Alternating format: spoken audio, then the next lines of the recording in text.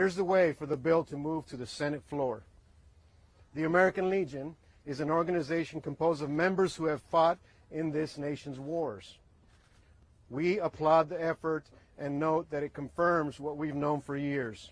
There is a strong bipartisan consensus that is long past time to repeal these two authorizations.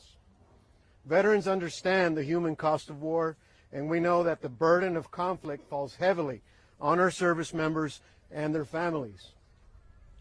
Memories of my time in Iraq bring vivid images of our 6-mile-long convoy entering the city of An-Nasiriyah in 2003 as smoke pillars emanated from across the horizon, symbolizing the intense fighting and unimaginable heroism that took place there. As we moved north, I remember the thousands of people lining the roads, welcoming us. It was a reminder to me that we also had a humanitarian mission to help repair schools, improve the roads, build soccer fields, and those are the things that helped me understand the human side of war. My second and third tours were spent engaging in counterinsurgency operations in the Anbar and Diyala provinces.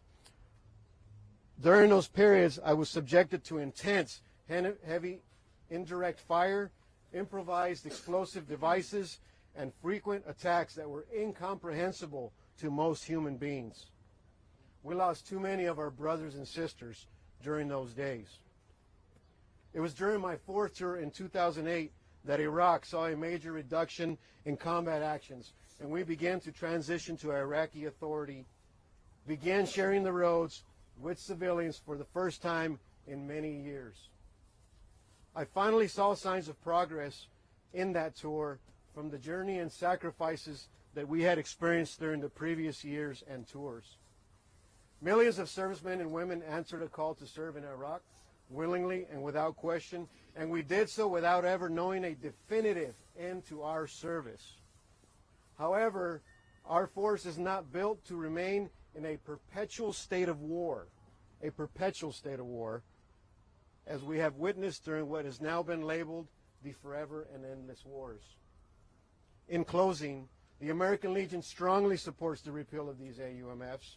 We call on Congress to take action, and we urge all of our fellow veterans and all citizens to join us in this effort. Let us honor the service and sacrifice that our brave service members who fought and died in this war not be forgotten. We must demand that our leaders take action in the best interest of our nation and for our military personnel. And the American Legion would especially like to thank both Senator Kaine and Senator Young for their leadership on this issue. We are forever grateful. Now, it is my honor to introduce a man who has been a tireless advocate for our nation's military and their families, Senator Tim Kaine of Virginia. Senator Kaine's dedication and his unwavering commitment to Constitution make him a critical voice in the fight to repeal the Iraq AUMFs. It is my great pleasure to introduce him and welcome him to the podium. Senator. Thank you, sir. I want to thank Mario and all the American Legion leaders who are here and all around the country who have stood strong with us in this effort. The vote we just had in the Senate, 68 to 27 with 2 yes votes absent, so 70 members of the Senate just did something today that we haven't done in decades, begin a standalone debate about the repeal of a war authorization. The last time a war authorization was repealed was in January of 1971, and it was done as an amendment to the Foreign Military Sales Act, the repeal of the Tonkin Gulf Resolution. But the last time we've had a standalone debate on a matter that warrants a full debate and full attention has been probably since long before I was born. I'm really proud to be here with Todd Young, who's been an absolute fantastic partner in this effort to put together the broadest possible bipartisan coalition that we can in both the House and the Senate to declare definitively that the Iraq wars of 1991 and 2002 are over. Why is it important to do this? First, to reflect reality. We went to war against a nation first to push their troops out of Kuwait. That mission was accomplished. And then to topple the government of Saddam Hussein in 2002. That mission was accomplished. The enemy against whom we declared war in 91 and 02 is no more. Iraq is a very different nation. Many of you saw that Secretary Austin visited Iraq last week for a very productive meeting with Prime Minister al-Sudani, talking about the Iraqis' desire that the U.S. stay with them as a security partner to battle against ISIS or other non-state terrorist groups and to check Iranian aggression in the region. There's no reason, none, to have a war authorization against a strategic partner. And so that's the first reason why we need to do this. Second, we need to do it to honor the service of Mario and so many others. He kind of walked on the applause line, as humble people often do, by talking to you about his 4 combat deployments in Iraq. One of the features of military service among this generation of soldiers, sailors, Marines, airmen and women, guardians, is multiple deployments. That multiple deployments into a war zone, that was something that we didn't necessarily see so much before, but the 4, 5, 6, 7 deployment veterans is not that unusual in Virginia or anywhere. They served again and again and again, and yet so often there's been a Congress, and this is a bipartisan comment, where Congresses of both parties, under presidents of both parties, have been unwilling to exercise the Article I responsibility for looking at matters of war, peace, and diplomacy, because it's tough politics. A war vote is the hardest one you'll ever make. Could go wrong. So what Congresses have tended to do is defer and abdicate an Article I responsibility to the president, support the president when it works out well. When it doesn't, how dare you? But it's time for Congress to shoulder this obligation, and I think both Senator Young and I view having a vote like this on these outdated authorizations as Congress beginning to take back and occupy a little bit of that Article I responsibility. Another reason that makes this so important is leaving outdated authorizations on the books can lead to abuse. The president should have to come to Congress to start wars. But if there's authorizations on the books that are outdated, a president can try to find one and torture its meaning and say, oh, look, Congress already authorized war. I don't need to come for a new debate, a new vote, where the American public can see what's at stake and watch their elected representatives declare yes or no and be accountable for the vote. Finally, the last thing I'll say is this, before I just comment upon process going forward. One of the great things about our country, there's so many things that make me really proud about our nation. Here's something that makes me proud. We have the capacity to turn an enemy into a friend. It's not that easy. There's a beautiful phrase in the book of Isaiah in the Old Testament saying we need to beat swords into plowshares, turn spears into pruning hooks. And the United States has shown, we fought 2 wars against Germany in the 20th century. They are a critical ally, and thank God they are, as they are working with us to deter the illegal invasion of Russia. Japan, we fought a war, World War II. They're now a really important ally in the Indo-PACOM and elsewhere. Iraq was an adversary. Now Iraq is a strategic partner.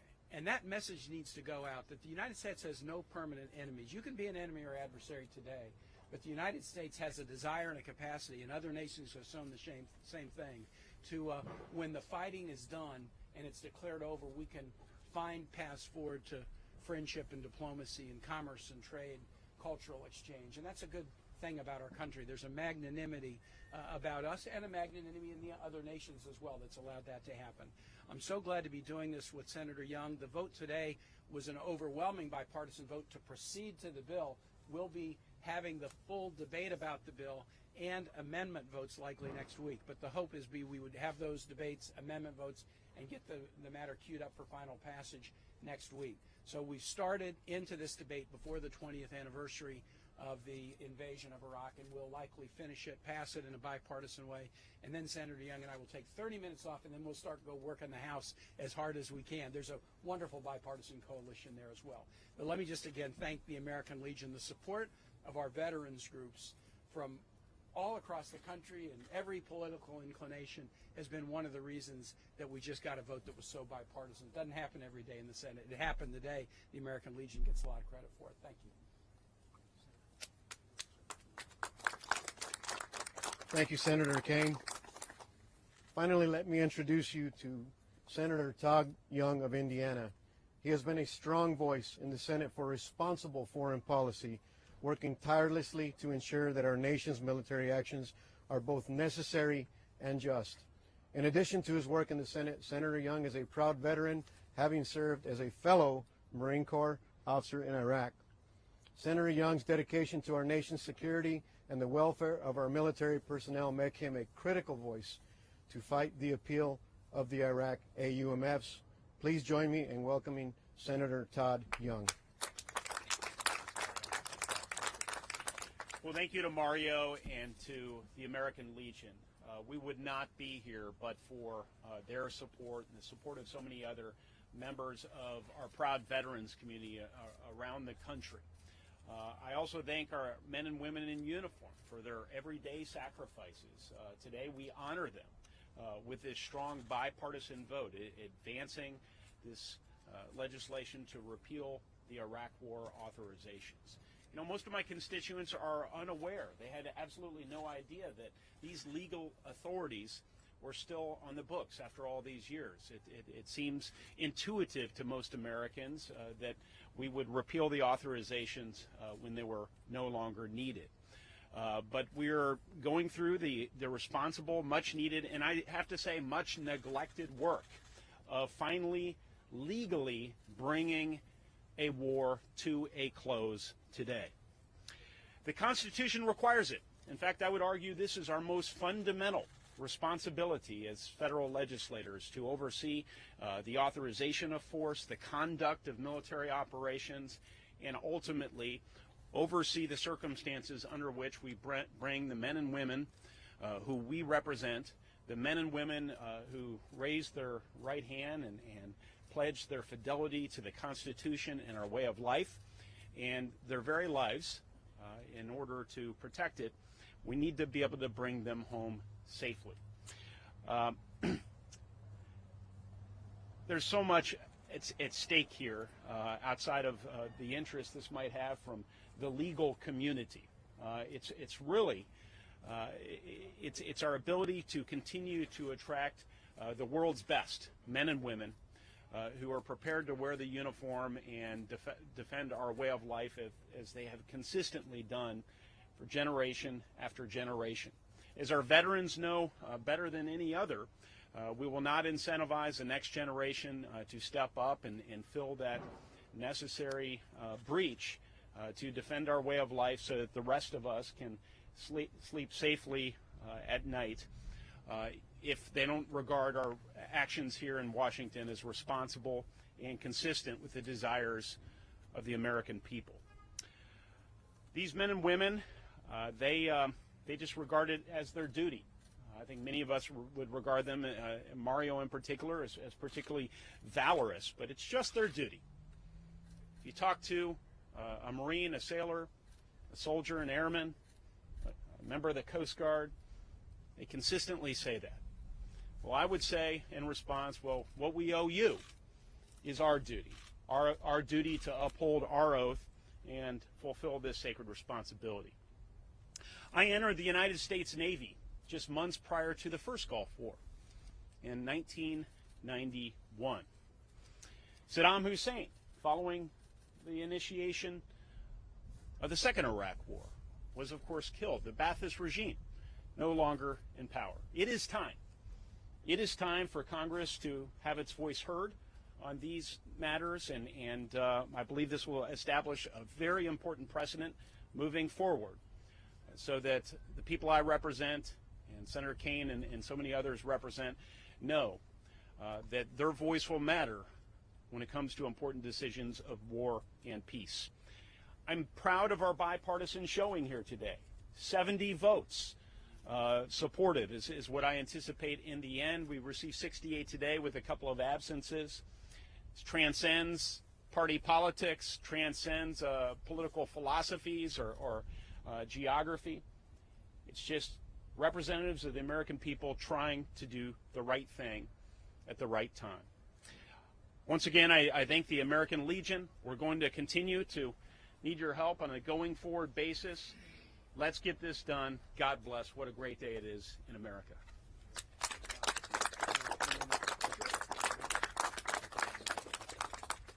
Ladies and gentlemen, we have a few short minutes for both senators to field your questions. Gentlemen, thank you. Senators, I have a question about the opposition that I'm sure you guys know this bill might face from those who say that it hurts America's military readiness. What's your response to that, and how do you convince those lawmakers otherwise? Well, I'll start. The president continues to be commander-in-chief of the armed forces. Don't take it from Todd Young. Take it from the Constitution of the United States, Article 2. Those powers, which have been interpreted historically quite broadly, remain the president's powers. And it's important that people understand when there is an imminent threat of danger to the American people, the president can still act. The 2001 authorization for the use of military force authorized what we now call the war on terror.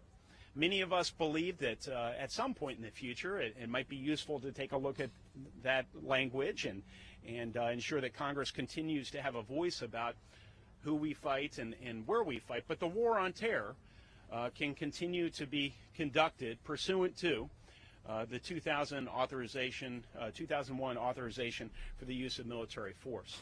I would say in the country of Iraq itself, in addition to those legal authorities, we have the brave men and women of our military who've been invited into Iraq to train and assist the Iraqi armed forces so that they can repulse any threat there is to their government, to their people, and to our shared interests. The government in Iraq is our friend. That's why they invited our men and women in uniform to train their members of their military. And to the extent we can send a message, something their foreign minister has indicated would be helpful, not only to the people of Iraq, but more broadly to any who might wish them harm. Iran comes to mind. That the United States will continue to remain strongly aligned with this government and with stability in that country. That will be helpful. So I would argue that the here and now implications of this won't be significant. They could be in Iraq, where we're actually establishing more deterrence against future dangers that could occur in the country. Just one other element. Todd has expressed it well. The administration has said the repeal of these authorizations will not affect any ongoing military operations of the United States. The president still has Article 2 power in the 01 AUMF. And actually, it helps in our strategic partnership with Iraq to drop these war authorizations. Iran uses the continued existence of the war authorizations to try to propagandize Iraq. You see, the U.S. really isn't your friend. You know, they're really not your friend. If they were your friend, why would they have 2 war authorizations against you? Dropping these war authorizations has a way of sending a very powerful signal that the United States and Iraq working together will be a voice for stability in the region.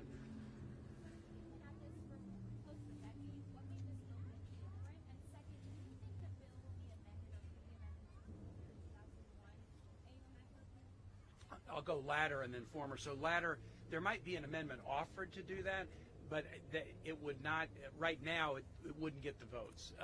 I think many of us realize the 2001 authorization needs some work. It might need some sharpening, but it is an authorization that's still used by the military and by the United States to protect Americans against non-state terrorist groups. So 22 years later, trying to give it some sharper definition makes sense. Repealing it, it would not get anywhere near half votes. I couldn't support a repeal. I could support a revision. And then I have been at it for a while. So why is it different? Todd, Todd being a rock-solid partner, he came into the Senate and had worked on these issues both in the military and in the House, and as a staffer on the Senate Foreign Relations Committee many, many years ago. And as soon as he got on the Foreign Relations Committee and heard me droning on about it one day, he said, let's work together on this. So he's been enormously successful with Republican colleagues. I think as you get to the 20th anniversary, more and more people realize there's potential abuse of zombie authorizations sitting on the books. And I'm going to I'll give President Biden a plug on this. Usually administrations fight you when you are trying to repeal powers that you've granted them. The Obama administration didn't really fight us, but they weren't that wild about it. You know, they were like, well, if you can figure it out, great, but it wasn't like they were going to lean in and help. The Trump administration was sort of hostile to the idea of repealing authorizations for reasons that I understand, I hear them. But Joe Biden was on the Foreign Relations Committee for 36 years, vice president for 8 years. He wants to be the occupant of every square centimeter of Article 2, but he's not threatened by senators or House members getting together and occupying and really owning Article 1 responsibility. So to have a president who's willing to send out an administrative statement, and they sent it out again today, they'd done it earlier, saying, look, repeal these authorizations. Iraq is a partner now. That also helps get some momentum. Does the current geopolitical moment between Russia's war on Ukraine and the threats from China, does that play into why you think this might have gotten some level of political momentum and folks thinking it's time to move on to other wars and threats? I think as we've seen the world get dangerous and more dangerous in so many ways in recent years, it does focus the mind. I think it makes more real, more concrete to regular Americans the possibility that we live with every day, even under the best of circumstances, that our men and women might have to go into a particular geography and fight and be willing to sacrifice their lives to keep us all free. So yes, that indeed focuses the minds. I guess what I would say, in addition, is if that ever happens, if that happens in the near term or longer term, we want to make absolutely certain that the American people are aligned with whatever policy we adopt, and the way we can show the most strength as a country is to have an open and respectful but passionate debate about these matters, collectively decide what direction we're going to go, and then be all in furtherance of that objective. Maybe one more? Is there one more, please? Have you spoken to House Speaker McCarthy, and what's your level of confidence that there will be the votes in the House to pass this? I have not spoken to the Speaker, but the House sponsors are very bipartisan, including people that are really close to the Speaker. This has gotten votes in the House before. A floor amendment to the NDAA, where up to 40 Republicans and all Democrats have voted for it. So we know that the votes are there. But I think Senator Young and I kind of have had the belief the best thing we could do for the House is deliver a big bipartisan vote here. And once we get to that final vote next week, the more bipartisan it is, and 70 sends a really strong message, the more likely we could get the House, hopefully to take it up standalone at a minimum in their NDAA process. But again, I think this warrants attention on its own, not necessarily connected to another big bill. And I'm hopeful, that Speaker McCarthy appreciates just what a broad spectrum of Republicans are supportive of this legislation, not just around the country, but also in the U.S. House. From Chip Roy to Tom Cole, they've not only been supportive of this effort, they've led this effort on the Republican side in the House. I know that will be compelling to Speaker McCarthy as he considers next steps. Thank you so much. All right, thank you guys. Ladies and gentlemen, thank you. This concludes our event for today. Thanks again, sir. Appreciate it. Much appreciated. Len, a lot of credit to Len. We'll be with you on the House side as well.